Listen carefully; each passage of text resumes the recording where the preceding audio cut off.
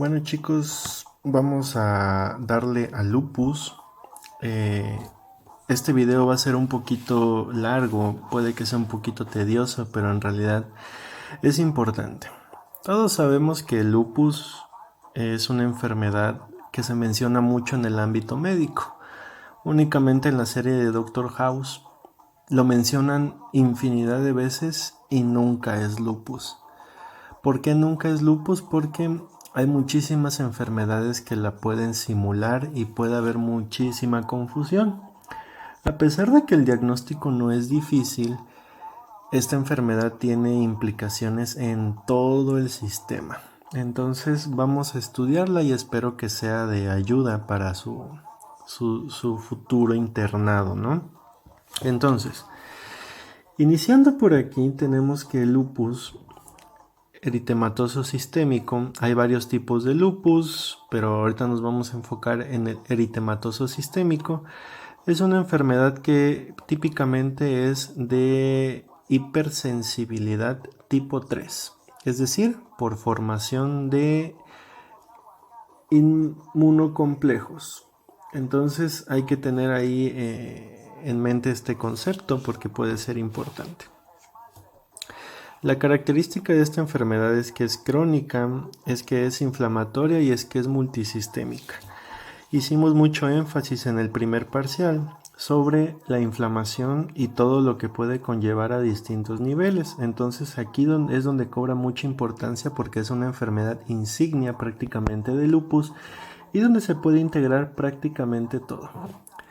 La etiología es desconocida, no se sabe, pero es por excelencia, como les comento, una enfermedad autoinmune. En cuanto a la epidemiología, vamos a tener que esta enfermedad, 90% de los casos es en mujeres en edad fértil. Es decir, mujeres que están en el periodo menstrual, por así mencionarlo, con una tendencia de por cada 9 mujeres hay un hombre que está enfermo. Entonces típicamente esta enfermedad la vamos a ubicar más en mujeres jóvenes, en mujeres en edad fértil. Y por último, en personas afroamericanas esta enfermedad va a ser más agresiva. Entonces, por la mezcla de culturas que tenemos en la ciudad de San Cristóbal, puede que lo vean en alguna persona de esta raza y hay que tener mucho cuidado porque se complican mucho, los síntomas son más graves. En cuanto a la etiopatogenia, intervienen todos estos factores, la genética, factores externos, factores hormonales, factores inmunológicos. En cuanto a la genética, estamos implicando muchos sistemas del HLA, puede ser el DR2 o el DR3, y también tenemos un déficit de lo que es el complemento. Entonces, por genética va más o menos esto. Obviamente hay que hacer estudios de citogenética para poderlos detectar, pero sí hay una relación clara entre el lupus y estas afectaciones. Factores externos, sobre todo la radiación UV, que está tan de moda lo del sol, y muchos andamos por ahí en la calle soleándonos sin ningún tipo de protección, entonces nos puede afectar algún futuro. Medicamentos, todos los medicamentos producen algún tipo de afectación, entonces ahí hay que tener cuidado. Y las infecciones, en cuanto a factores externos. En cuanto a factores hormonales, más que nada es la presencia de estrógenos.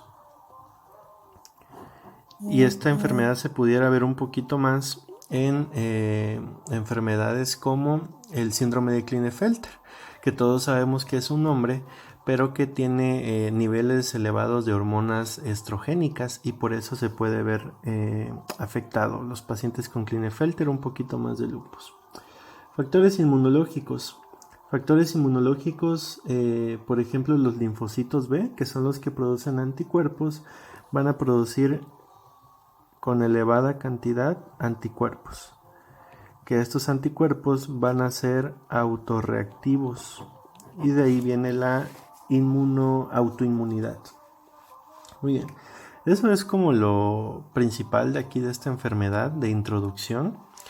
Donde nos vamos a llevar más tiempo y necesito que lo entiendan más que nada es en la clínica, el cuadro clínico de estos pacientes. Estos pacientes se van a caracterizar por un curso que va a ser bastante fluctuante. Más o menos el 20% de estos pacientes pueden tener una remisión completa. Es decir, les dan algunos brotes, pero después dejan de tenerlos y se curan. Entonces, vamos a tener periodos de actividad conocidos como brotes y vamos a tener periodos de remisión. Estos periodos o la alternancia tienen varios desencadenantes. Uno de ellos pues es el estrés, que ustedes chicos lo tienen pues a la orden del día, ¿no? Entonces hay que tener en cuenta eso. Podemos tener un lupus asintomático en estado de remisión y en cualquier momento nos puede aparecer un brote por un examen, por ejemplo. Entonces, en cuanto a la clínica, vamos a tener clínica muy inespecífica, que podemos tener pérdida de peso, podemos tener algo de febrícula, podemos tener la clásica astenia y adinamia, entre otras cositas así inespecíficas como que se nos va el apetito, etc. Muy bien, pero es clínica inespecífica que prácticamente no nos orienta, pero sí se puede recabar en una historia clínica en el paciente. Pasamos aquí a este rubro de la clínica que tiene una coronita con el número 1, precisamente porque es el síntoma más predominante que prácticamente está en el 100% de los pacientes, que son los síntomas musculoesqueléticos. ¿Qué se les ocurre aquí? Artralgia, mialgia, como datos muy característicos. Estas artritis son la característica de que son no deformantes, a diferencia de artritis reumatoide. Es carácter poliarticular, tiene afectaciones de muchas articulaciones y es simétrica. Puede afectar mano y rodilla. Entonces, por la característica que es poliarticular y simétrica y crónica, pudiera simular una artritis reumatoide, pero aquí es donde viene la magia de hacer los diagnósticos diferenciales. Muy bien. En el dado caso de que sea una enfermedad muy activa, sí puede haber deformidad. Y aquí nos metemos en problemas. Pero recuerden que esta enfermedad nunca va a ser erosiva. Y eso se ve en la radiografía. Entonces en esta enfermedad nunca vamos a tener erosiones. Pero podemos tener deformidades en casos graves. También podemos tener alteraciones de los ligamentos y tener como algunos nódulos reumatoideos en los ligamentos, pero tampoco es de lo más común. Pero sí vamos a tener mucho artralgias y mialgias en los pacientes. Después tenemos la sangre, aquí hay una gotita de sangre para la clínica hematológica, que está más o menos en un 85% de los pacientes. Al ser una enfermedad inflamatoria, tenemos una anemia de trastornos crónicos o por mala utilización del hierro, anemia normo, que esta va mucho en relación con la actividad del lupus. Es decir, si yo tengo una anemia intensa, mi lupus está en una actividad intensa. Más o menos esa relación guarda con la anemia. En esta enfermedad y un poco de lo que vimos en inmunohemolíticas, puede tener la prueba de Coombs positiva y también podemos tener algún grado de leucopenia. Podemos tener leucopenia con una predominante linfopenia. Entonces aquí nosotros por la leucopenia y por la linfopenia pudiéramos suponer de que estos pacientes tienen más infecciones, pero no es así. No hay un aumento significativo en la incidencia de infecciones, entonces no se trata como tal. Y asimismo vamos a tener en la enfermedad un descenso de la serie trombocítica, es decir, una trombopenia leve, ¿no? Esto en cuanto a las enfermedades, síntomas hematológicos. Otras cositas por aquí es que nosotros vamos a tener lo que es el anticoagulante lúpico, así se abrevia como ALE. Y esto nos puede llevar a los anticuerpos antifosfolípidos que están en relación con una enfermedad obstétrica que es el síndrome de síndrome antifosfolípidos que está en relación con abortos de repetición en mujeres, ¿no? Pero aquí aparece el anticuerpo lúpico que está en relación con los anticuerpos antifosfolípidos. Tenemos la piel, aquí les puse un solecito y aquí en la piel podemos tener muchos detalles, ¿no? Lo típico es el rash en alas de mariposa y podemos tener algún grado de fotosensibilidad. Las personas son muy sensibles a la exposición solar y también podemos tener úlceras orales, podemos tener telangiectasias, incluso las personas pueden tener pérdida de cabello, teniendo un poco de lo que es alopecia. Aquí hay que tener en cuenta porque hay varios tipos de afectación de piel. El lupus discoide y también tenemos el lupus crónico subagudo, que son afectaciones de piel y que tienen algunas diferencias. Por ejemplo, en la forma subaguda, hay una lupus cutáneo agudo. Este lupus cutáneo agudo prácticamente solo va a tener los síntomas, pero no nos va a dejar ninguna cicatriz. En la subaguda podemos tener áreas de hipo o de hiperpigmentación en la piel, pero en la fase crónica ya hay cicatrices y esta lupus discoide o lupus crónico también afecta a los anejos, que son los anexos de la piel. Entonces, esto es como un rollito para meternos en cosas más profundas, pero a grandes rasgos es esto: lupus cutáneo subagudo, cutáneo agudo, cutáneo subagudo y crónico o discoide en cuanto a la piel. Sistema nervioso. Muy bien, el sistema nervioso hay que tener mucho cuidado porque hay una entidad que se conoce como neurolupus, el cual no hay prueba para hacerla y el diagnóstico es clínico.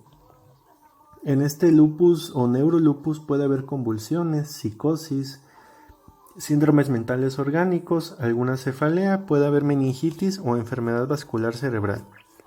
Prácticamente te puede dar afectación de todo.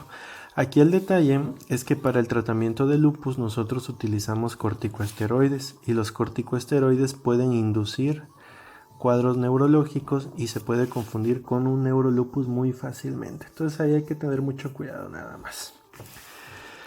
Síntomas cardiopulmonares. Como sabemos es una enfermedad inflamatoria, entonces todo lo que se puede inflamar en corazón y en pulmón se va a inflamar. Tenemos pericarditis, pleuritis, como datos más sencillos, ¿no? Porque en realidad se puede inflamar también y darnos una miocarditis en el corazón. Y al paso del tiempo, pues todo esto nos puede dar algún tipo de fibrosis y nos pudiera dar algún tipo de hipertensión pulmonar. Ojo ahí para las demás materias cuando vean el tema del lupus, ¿no? También nos pudiera dar un tipo de neumonía, neumonitis lúpica, y aquí también aparece lo que es una endocarditis por afectación del endocardio de Lehmann-Sachs únicamente, ¿no? Vamos a la afectación renal de los kidneys y aquí les puse el número 1 porque esta es, junto a las infecciones, la causa número 1 de muerte. Y el riñón tiene mucho pronóstico, y aquí se los puse en grandote, porque básicamente el grado de afectación renal me da el pronóstico de ese paciente. Podrá estar muy sintomático y con mucha clínica, pero si el riñón está bien, el paciente está bien. Podrá no tener nada, solo el rash en la malar, pero si ya tiene fibrosis en el riñón, prácticamente es un mal pronóstico. Entonces, de aquí la importancia de a todos los pacientes estarles checando el riñón. De ahí la importancia de sus clases de nefrología. Entonces, en cuanto al riñón, tenemos las glomerulonefritis, que prácticamente es un gran tema de esa materia y hay que entenderla para poder entender esto. Así que les aconsejo un repaso rápido a las glomerulonefritis. Y vamos a la clasificación. Prácticamente hay muchas clasificaciones o subtipos de las enfermedades de glomerulonefritis, pero esta es una forma resumida. 6 subtipos. La número 1 es la mesangial mínima. Para entender esto hay que entender dónde está el mesangio y de qué se compone el mesangio. Número 2, mesangial como tal. Número 3, focal, donde están menos del 50% de las nefronas afectadas. Difusa, más del 50%. Súper difícil, ¿no? Membranosa, que esta ya nos importa mucho porque aquí están las mentadas spikes, que son como las jorobitas. Y la forma sexta es la forma esclerosante. Es muy malo que se nos esclerose el riñón, muchachos. Entonces, conforme ustedes entienden las glomerulonefritis, van a entender cuáles son las lesiones que ya no son reversibles y que nos dan mal pronóstico, como aquellas que son semilunas fibrosas o las atrofias tubulares.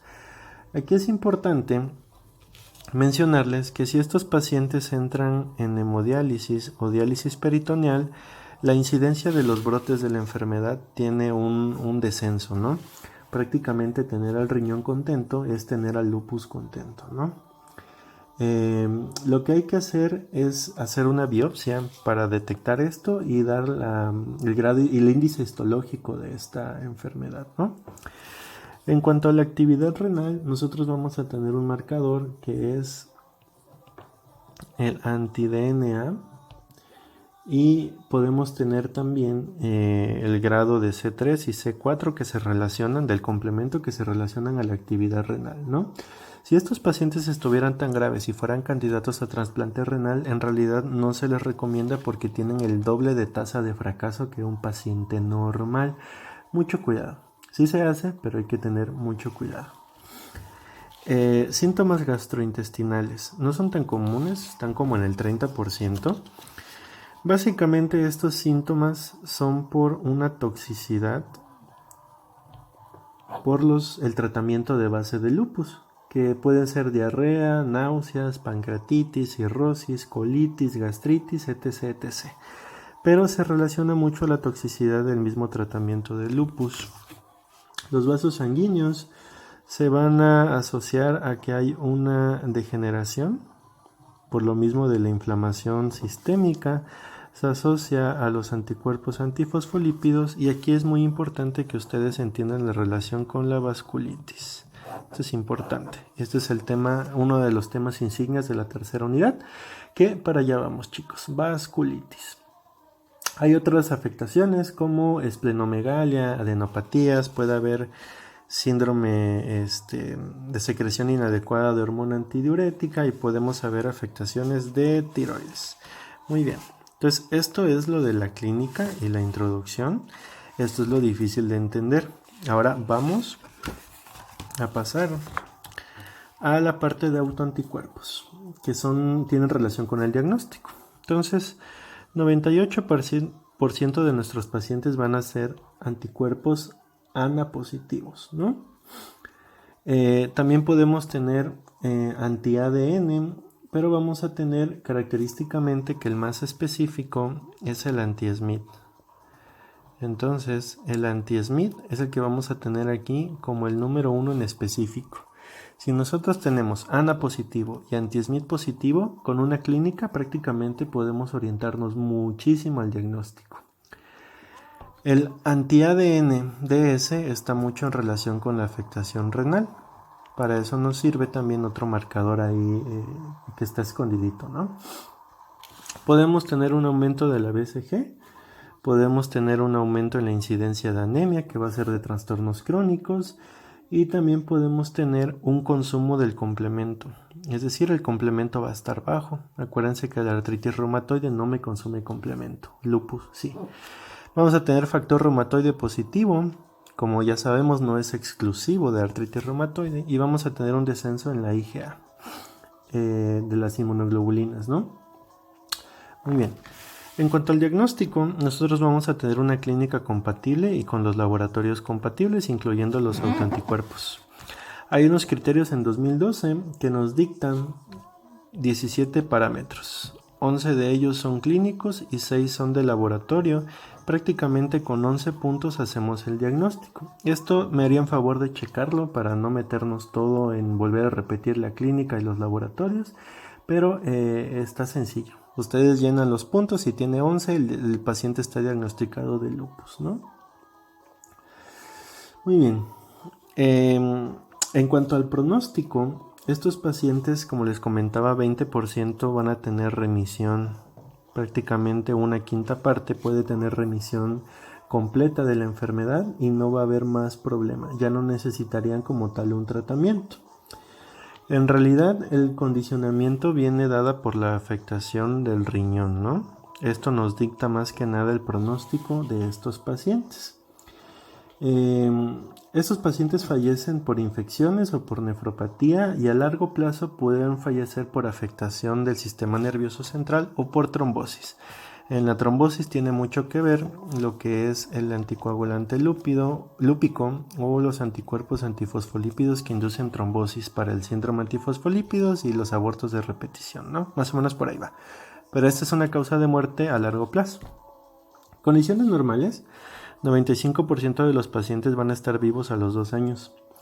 85% de los pacientes van a estar vivos a 5 años y a 10 años el 75% de los pacientes. Entonces, no tiene una gran mortalidad y se puede mejorar drásticamente si los pacientes siguen el tratamiento y se cuidan, pero sí hay que tener en cuenta la calidad de vida de estos pacientes. Los brotes pueden ser muy molestos y pueden afectar seriamente a la calidad de vida de los pacientes.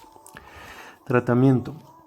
El tratamiento prácticamente se basa en el uso de corticosteroides para los brotes. Cuando llega un paciente a urgencias, lo primero que hay que aplicar son corticosteroides a dosis altas y hidroxicloroquina, que es el famoso Plaquenil, que muchos corrieron a comprarlo por la falsa alarma de que curaba el coronavirus, y ahorita los pacientes están sin este medicamento que es prácticamente vital para que ellos estén bien. Entonces ya entienden un poquito ahí del dilema que se llevó a cabo, ¿no? Por compras de pánico, ¿no? Y lo que mencionaban del Plaquenil es que prácticamente tiene toxicidad ocular. Entonces estos pacientes necesitan estar yendo a consultas cada 6 meses con oftalmología para ver la toxicidad retiniana. Entonces mucho cuidado ahí. Si ustedes fueron de los que compraron Plaquenil, váyanse a checar la retina, por favor. Si nosotros tenemos síntomas leves, nos vamos a apoyar mucho de los AINES. Estos pacientes tienen consumo crónico de AINES con las complicaciones de consumo crónico de AINES, ¿no? Si nosotros tenemos una clínica grave, vamos a meternos corticosteroides a dosis altas, podemos meterle inmunosupresión y podemos meterle ahí bastantes medicamentos. El chiste es cuidar los órganos vitales, riñón, corazón, pulmón, cerebro, ¿no? Que esto no se inflame mucho. Si nosotros tenemos clínica de piel, pues prácticamente basta con fotoprotección. Ahí es donde muchas personas pues ya entienden por fin, aquellas mujeres que en realidad sufren de una fotoprotección muy abundante, pero a lo mejor se están protegiendo de un lupus, ¿no? O nuestras mamás que siempre nos dicen que nos pongamos bloqueador al salir a la calle.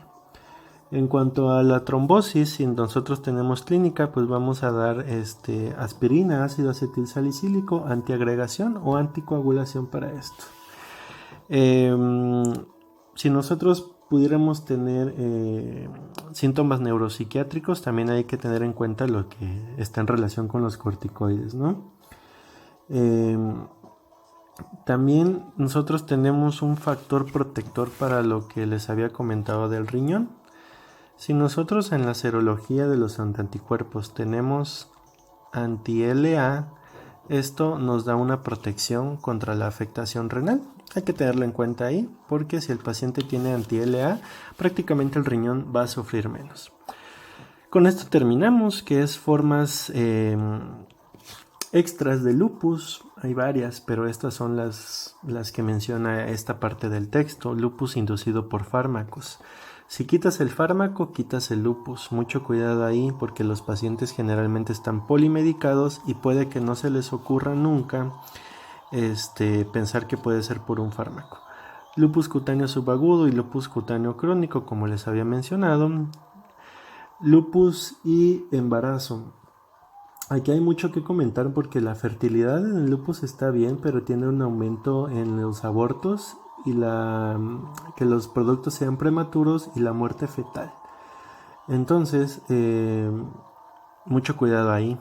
Está en relación, les digo, con abortos de repetición para el síndrome antifosfolípidos, pero el embarazo se va a considerar de riesgo.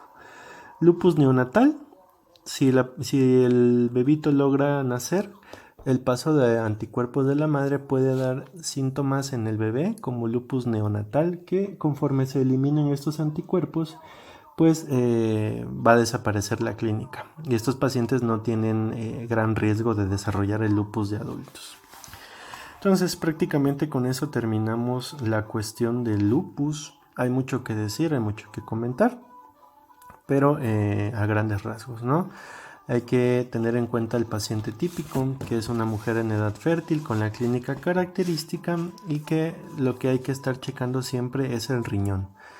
El riñón, que podemos llegar a una hemodiálisis o a un trasplante dependiendo de las condiciones del paciente, y que los brotes se tratan en urgencias con corticosteroides a dosis altas y que de mantenimiento podemos tener antipalúdicos como la hidroxicloroquina y antiinflamatorios de cualquier tipo, esteroideos o no esteroideos, para tratamiento crónico.